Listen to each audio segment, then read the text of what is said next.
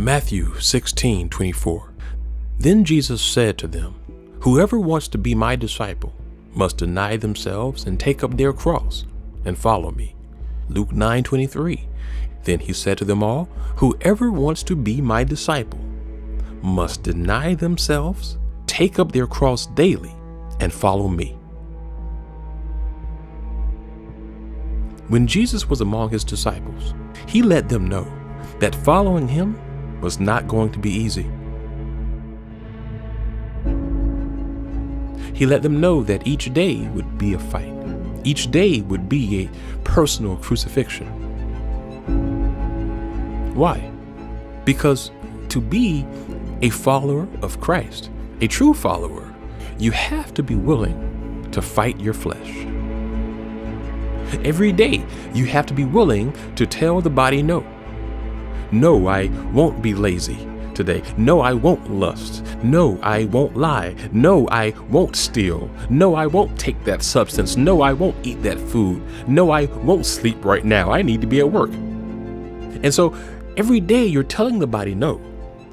And sometimes saying no to the body is painful. Sometimes it hurts. And so Jesus let them know that. He let them know that when you are serious about being his disciple and following in his footsteps, there is a cross that comes with it. And no, we won't be literally or physically crucified, but we do willingly take up our cross every time we willingly embrace the suffering of resisting sin and fleshly cravings for his sake. And so notice what Paul says about suffering. Even if you do a word search on suffering, you see Paul spoke of suffering often. He mentions how we glory in our sufferings because suffering produces perseverance. And this one here, if indeed we share in his sufferings in order that we may also share in his glory. And so here he again is speaking to the churches and saying that there's this suffering that is a part of being a follower of Christ. And if we partake in his suffering, how much more, of course, will we share in his glory? He's always talking about suffering and the perseverance that it produces and the glory that comes with it. And some of you have been asking, how can we endure the times ahead? Because it does seem as if our world is just going to get worse. And I believe that one of the greatest keys to being able to endure anything is when you become willing to not resist suffering, but to embrace it. And when suffering presents itself, to have a mentality that doesn't get scared, but says, bring it on. Because my Lord suffered, my brothers and sisters suffered. How much more should I? You see, when you train yourself to embrace suffering, it changes you. You become fearless and you become more faithful to God. A solid theology of suffering is something we all have to grow in, because once it clicks and we develop that mindset, we will be able to walk as Jesus wants us to.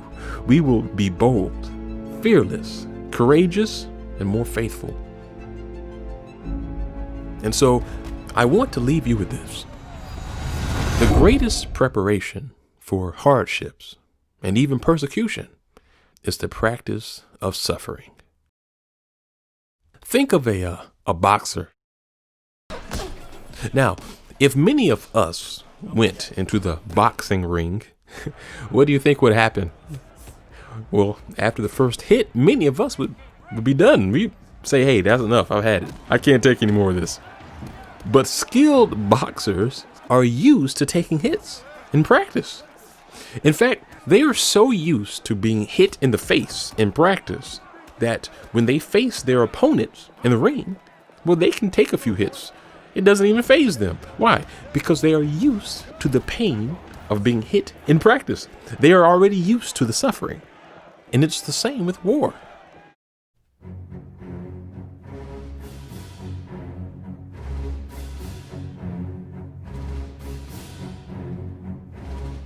When troops have to face their enemy, they aren't as fazed by the artillery, the gunfire, and the pain of detonations.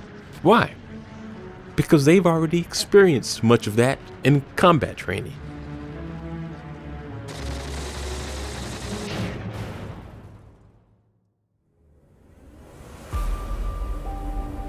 And so, friend, whatever comes your way in the future, whether it be persecution, trial, tribulation, whatever it may be, you prepare for that by being willing to train yourself today through suffering.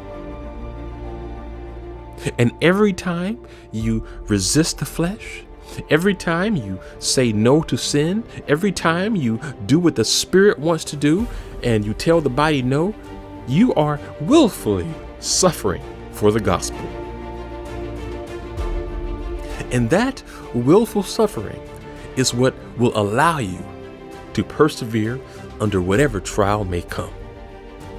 And as Paul said, if we have suffered, how much more will we also taste the glory that comes with it?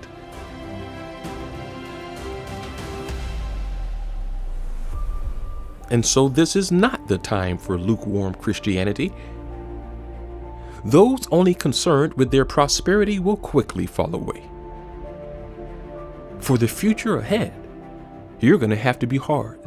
You're going to have to develop a warrior mentality. And your training begins with the battle against your flesh.